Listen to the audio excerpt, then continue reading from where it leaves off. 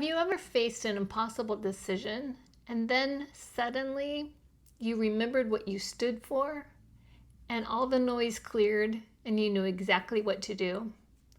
That's the power of core values.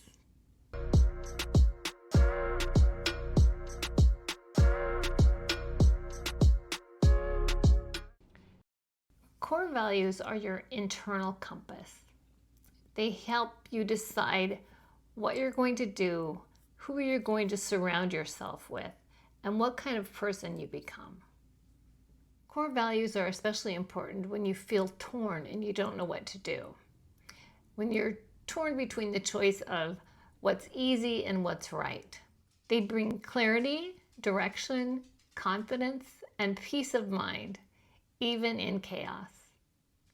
If you're not sure what your core values are, you can start by asking yourself these questions. When did I feel most proud of myself? When did I feel ashamed or disappointed in how I acted? Whom do I admire, and what do I admire about them? What type of behavior makes me angry or uncomfortable? These are all clues. Your values don't have to be created. They're already in you. And when you come to develop your core values, keep it simple. 5 to 7 is plenty. So here are my core values. The values I try to live by. Not perfectly, but intentionally. Integrity. For me, it means honoring my word and doing what I say. This video tonight, I'm starting at 10 o'clock in the evening because I promised my audience that I would have it ready for you tomorrow morning, and I didn't want to let you down. It probably wouldn't have made a difference to anyone but me, but I really just like to do what I say. I know that the moment you start not honoring your word and not doing what you say, it's so easy to do it again, and I don't want to be on that slippery slope. And kindness is a strength. That's another one of my core values. A lot of people think that when you're too nice, I've had people tell me this in the past, when you're too nice, people think that you have an agenda. And that says more about them than it does about you. And I'm no longer going to hide my niceness. I'm going to be as nice as I want to be.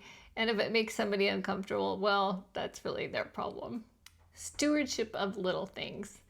This comes down to things like picking up litter. If it comes into my life, I know that I'm supposed to do something about it. It also means making my bed, returning shopping carts. I never used to make my bed, but I do now. And it's those little things. There's a book out by James Cleary called Atomic Habits that's very good. And the little things do add up. Think of the butterfly effect. The little things end up making a huge difference eventually. I say yes to adventure. This is one I've been embracing lately, and I'm just loving it. I have a great sailing trip coming up next month to around Croatia, and I've never been there before. And I don't know anyone who's going. It'll be me and 6 strangers on a yacht and for 7 days. And I am so looking forward to it. I think it'll be a blast. And I care for others without losing myself. So many of us, especially women, we tend to be the caregivers, and we take care of our children, and we take care of our friends, and we take care of our spouses or our partners. And we forget to take care of ourselves. And that eventually is going to lead to resentment, and it will not help the people around us. So I count myself among the people that I take care of. Experiences over consumerism. I would rather do things than have things. Now, I did recently buy a classic Mazda Miata, but I didn't buy that to have it. I bought that to drive it because it is so much fun to drive, and I am having a blast. Consistency of character. I am the same person in public as I am in private, and as I am in my publishing.